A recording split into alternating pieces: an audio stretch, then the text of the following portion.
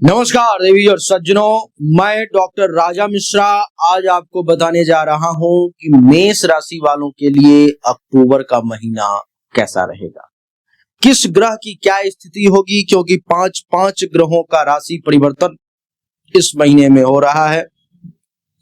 कुछ असाधारण, कुछ अलग होने जा रहा है। तो सबसे पहले बोर्ड पर मैं लिखता हूं मेष राशि फल।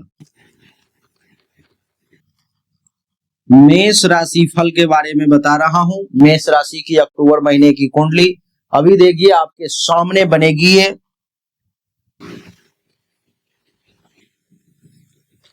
आपके सामने में अक्टूबर महीने की कुंडली में तैयार करने जा रहा हूं।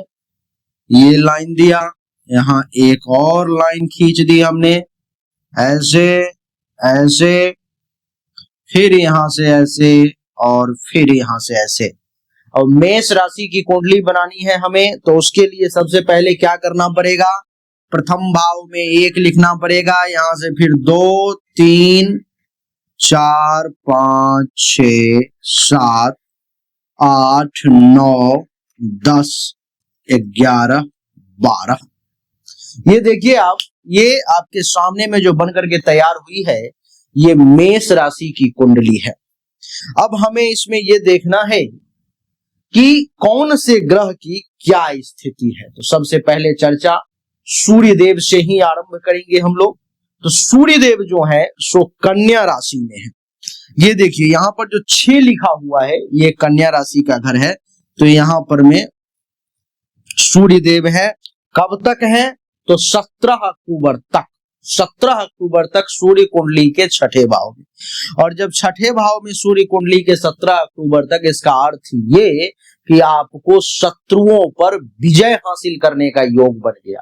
दुश्मन जो है इस समय में आपका बाल बांका नहीं कर पाएगा, क्योंकि सूर्य कुंडली के छठे भाव में आ गए दुश्मन के घर। कोर्ट कचहरी के जो मामले हैं उसमें भी आपको राहत मिलने के योग बन गए, क्योंकि छठा भाव जो है सो केस मुकदमा का होता है। तो आपको कोर्ट कचहरी का अगर कुछ मामला चल रहा है तो उसमें भी फायदा होगा। छठा भाव आप सब जानते हो या नहीं जानते हो तो जान लो, ये जो भाव है ये रोग का भाव होता है। ये छठा कैसे हुआ, क्योंकि यहां से हमने गिनती करी, ये पहला भाव है, तो 1 2 3 4 5 6, ये छठा भाव है। तो स्वास्थ्य में भी सुधार होगा। हेल्थ वाइज किसी भी प्रकार की कोई इशू है जो आपको परेशान कर रही थी लंबे समय से, तो इस समय में आपको हेल्थ संबंधी, स्वास्थ्य से संबंधित परेशानी में राहत देखने को मिलेगा। छठा भाव आपके नौकरी का भी होता है। तो नौकरी पेशा जो लोग हैं उनको प्रमोशन मिलने के योग है, उनका इंक्रीमेंट हो सकता है। ये सूर्य 17 अक्टूबर तक प्रमोशन दिलवा सकता है, अथवा मान सम्मान तो मिलना ही मिलना है, या तो प्रमोशन नहीं तो मान सम्मान में वृद्धि के योग बनेंगे। देवी और सज्जनों, 17 अक्टूबर के बाद जो है तो सूर्य देव आ जाएंगे तुला राशि में। यहां पर में 17 अक्टूबर के बाद सूर्यदेव तुला राशि में सप्तम भाव में आ जाएंगे। और एक चीज आप जान लो कि सप्तम भाव में तुला राशि में सूर्य अच्छे नहीं होते, नीच के होते, लेकिन ये गोचर का फल है तो इसमें आपको अच्छा और बुरा दोनों प्रभाव देखने को मिलेगा। अगर ये सिर्फ जन्म कुंडली का फल होता तो यहाँ पर में ये सूर्य आपको निगेटिव फल देता, अच्छा फल नहीं देता। चूंकि गोचर है तो सूर्य 17 अक्टूबर के बाद क्या करेगा कि दाम्पत्य जीवन में अहंकार के कारण तनाव आपको दे सकता है। यानी कि पति पत्नी के बीच में बिना मतलब का टेंशन, तनाव की स्थिति को 17 अक्टूबर के बाद आप अनुभव करेंगे। ये सूर्य उत्पन्न करने का प्रयास करेगा। क्यों, कारण क्या होगा, तो अहंकार। कहीं पर में किसी के साथ अगर पार्टनरशिप में आप कोई काम कर रहे हो तो उसमें भी मतभेद की स्थिति सामने आएगी, दोनों का विचार नहीं मिलेगा, मन नहीं मिलेगा, जिससे थोड़ी सी परेशानी का सामना करना पड़ेगा। 7वां भाव आपका दैनिक रोजगार व्यवसाय का भी जब कुंडली में देखना हो तो ये सप्तम भाव होता है। तो बिजनेस व्यवसाय में सूर्य के कारण, क्योंकि सूर्य तुला राशि में नीच का हो जाता है, इसलिए बिजनेस व्यवसाय में कंपटीशन भी बढ़ेंगे। प्रतिस्पर्धा बढ़ने के योग मैं देख पा रहा हूं। तो बहुत सावधानी से सोच समझ करके कदम उठाना होगा। सूर्य के लिए उपाय करने की जरूरत है। तो अच्छा, एक और चीज, ये पंचम भाव का मालिक है सूर्य और नीच का हो गया, तो संतान से वाद विवाद करने का प्रयास ना करें, नहीं तो कुछ समस्याओं का सामना जो है करना पड़ सकता है। बच्चे बीमार भी पड़ सकते हैं। आपके समस्याएं ना आए इसके लिए आपको चाहिए कि आप सुबह सुबह दैनिक तौर पर में स्नान करके सूर्य को जल दें और ओम घृणिः सूर्याय नमः मंत्र का जाप करेंगे, अच्छा रहेगा। मंगल देवता, सूर्य के बाद मंगल की चर्चा करूंगा। मंगल देवता जो हैं सो ये भी तुला राशि में ही है, यहीं पर में। अब कब तक है ये? तो 27 अक्टूबर तक मंगल देवता तुला राशि में है, सप्तम भाव में। क्या होगा? सप्तम भाव में मंगल के कारण दाम्पत्य जीवन में उग्रता देखने को मिलेगी। पति पत्नी गुस्सा में ज्यादा आएंगे, लड़ाई झगड़े का योग जो है सो ये मंगल आपके लिए यहां पर में बनाएगा। व्यापारिक साझेदारी जो है, पार्टनरशिप जो है, उसमें भी वाद विवाद ये मंगल करवा सकते हैं, तो आपको सावधानी बरतनी है। आत्मविश्वास खूब रहेगा, साहस में बहुत वृद्धि होगी, आप बहुत साहसी व्यक्ति के तौर पर में इस समय में जाने जाएंगे। 27 अक्टूबर के बाद जो है सो ये मंगल यहां आ जाएंगे वृश्चिक राशि में। 27 अक्टूबर के बाद मंगल वृश्चिक राशि में, यानी कि आपके कुंडली के अष्टम भाव में आ जाएंगे। क्या होगा? अचानक से खर्चे बढ़ने लगेंगे 27 अक्टूबर के बाद यहां पर मंगल के आने के कारण, और दुर्घटना का योग भी मैं देख रहा हूं। हो सकता है 27 अक्टूबर के बाद कुछ दुर्घटना, कुछ एक्सीडेंट, कुछ ब्लड से संबंधित परेशानी आने के योग है।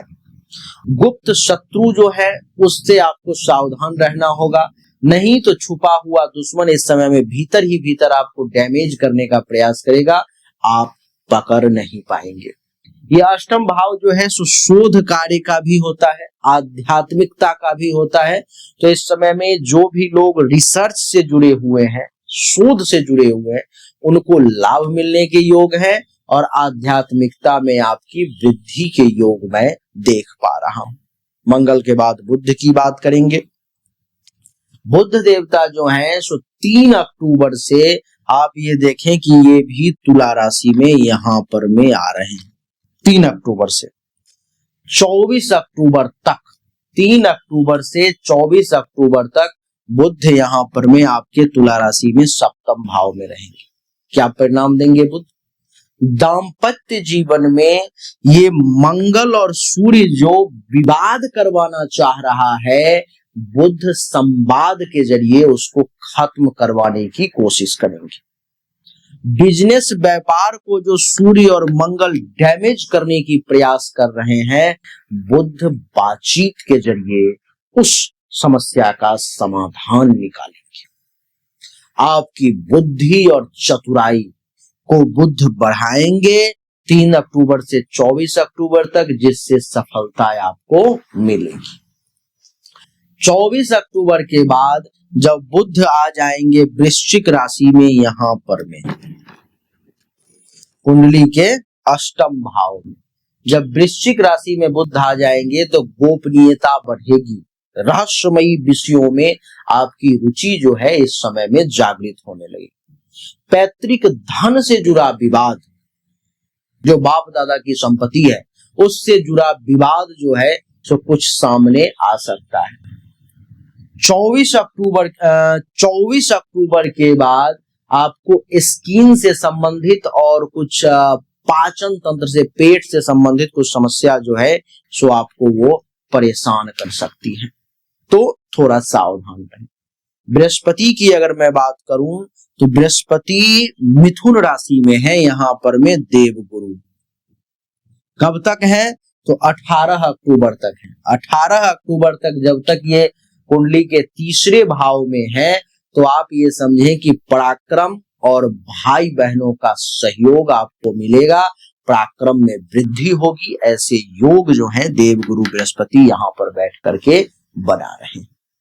छोटी यात्राओं में भी सफलता के योग हैं। चाहे आप यात्रा छोटी छोटी क्यों ना करें, लेकिन आपको सफलता मिलेगी, फायदा होगा, लाभ मिलेगी। शिक्षा और लेखन कार्य से जो भी लोग जुड़े हुए हैं, देवगुरु बृहस्पति का यहाँ बैठना उनके लिए बहुत अच्छा है, बहुत फायदा देगा, प्रगति पहुंचाएगा। 18 अक्टूबर के बाद आप ये देखें कि देवगुरु बृहस्पति कर्क राशि में उच्च के होने जा रहे हैं, कुंडली के चौथे भाव में 18 अक्टूबर से। अब जैसे ही 18 अक्टूबर से उच्च के होंगे देवगुरु बृहस्पति, तो आपके गृह सुख में वृद्धि होगी, वाहन का सुख मिलेगा, आपके घर के लोग और आप स्वयं विकास करेंगे, माता से भी सहयोग प्राप्ति का योग है और आपको आशीर्वाद निश्चित तौर पर में प्राप्त होगा। पारिवारिक जीवन में आपका सौहार्द बना रहेगा, घर परिवार में देवगुरु बृहस्पति की ये इच्छा रहेगी कि आपसी प्रेम जो है बना रहे, वो नहीं टूटे। बात करूंगा शुक्र देवता की, तो शुक्र देवता जो है सो यहाँ पर में सिंह राशि में है, ठीक है, सिंह राशि में है। कब तक है? तो शुक्र देवता सिंह राशि में 9 अक्टूबर तक है, पंचम भाव में। पंचम भाव में 9 अक्टूबर तक शुक्र के होने के कारण प्रेम संबंध मजबूत होंगे, अच्छे प्रेम संबंध देखने को मिले। पढ़ाई और क्रिएटिव काम से जुड़े हुए जो भी लोग हैं उनको सफलता मिलेगी, संतान का सुख भी आपको अच्छा मिलेगा, बच्चों से आपको लाभ होंगे।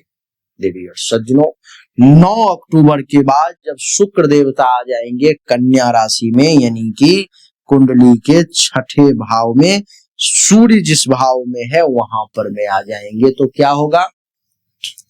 9 अक्टूबर के बाद प्रेम संबंधों में तनाव देखने को मिलेगा, कुछ बाधाएं, कुछ परेशानी सामने आएंगी, खर्च के योग बनने लगेंगे, रोग से संबंधित समस्याएं आपको परेशान करने लगेंगी 9 अक्टूबर के बाद। नौकरी और प्रतियोगी परीक्षा के लिए ये छठा भाव होता है, उसमें आपको लाभ मिलने लगेगा, अच्छा रहेगा कुछ मामलों में, कुछ मामलों में बुरा रहेगा।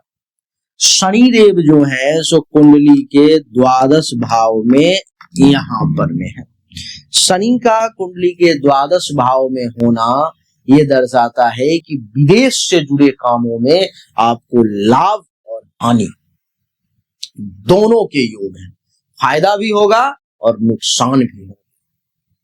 खर्च बढ़ेंगे, मानसिक दबाव आपके ऊपर में रह सकता है, मेंटली तौर पर में आपको प्रेशर दिया जा सकता है। आध्यात्मिक प्रवृत्ति और एकांत की ओर आपका झुकाव जो है इस समय में ये शनि विशेष तौर पर में दर्शाएगा। राहु की बात करूं तो राहु कुंभ राशि में है, यहां पर में कुंडली के एकादश भाव। राहु का कुंडली के एकादश भाव में होना आर्थिक लाभ को दर्शाता है, कुछ नए फ्रेंड सर्कल बनेंगे, कुछ नए मित्र मंडली बनेगी आपकी, अचानक से धन का लाभ भी राहु करवाएगा, क्योंकि राहु सारी चीजें रैंडम करवाता है। गलत संगत से बचना भी आपके लिए बहुत जरूरी है, इसलिए गलत संगति में ना पड़े, दोस्ती भी करें तो अच्छे लोगों से करें, नहीं तो समस्याओं का सामना आपको करना पड़ सकता है। केतु जो है सो सिंह राशि में यहाँ पर में कुंडली के पंचम भाव में रहेंगे। केतु के पंचम भाव में होने से प्रेम और संतान सुख में कुछ व्यवधान उत्पन्न होगा, आपका प्रेम संबंध खराब हो सकता है, संतान सुख में कुछ परेशानी आ सकती है, वाद विवाद हो सकता है, या स्वास्थ्य ही किसी का गड़बड़ी हो जाए। आध्यात्मिकता के तरफ आपका रुझान बढ़ेगा और ध्यान की ओर आप आकर्षित होंगे, ध्यान करने का प्रयास करेंगे। पढ़ाई में एकाग्रता की कमी महसूस होगी, बच्चों को मन नहीं लगेगा पढ़ने में। अगर मैं सारांश अगर मैं पहुंचूं कि क्या होगा, तो 17 अक्टूबर से पहले कामकाज, स्वास्थ्य और पराक्रम बहुत अच्छा रहेगा, प्रेम जीवन भी मिला जुला के ठीक ठाक ही रहेगा। लेकिन 17 अक्टूबर के बाद दाम्पत्य जीवन और पार्टनरशिप में कुछ तनाव के योग हैं, मंगल और सूर्य दोनों सप्तम भाव में होने से रिश्तों में थोड़ी सी उग्रता बढ़ती हुई प्रतीत हो रही है। देवगुरु बृहस्पति 18 अक्टूबर से जो चौथे भाव में यहाँ पर में कर्क राशि में उच्च के हो रहे हैं, इससे घर परिवार संपत्ति और माता का जरूर सुख मिलेगा। 27 अक्टूबर के बाद मंगल अष्टम भाव में आ रहे हैं, तो दुर्घटना, खर्च और विवाद में सावधानी रखने की जरूरत है, नहीं तो समस्याएं बढ़ सकती है।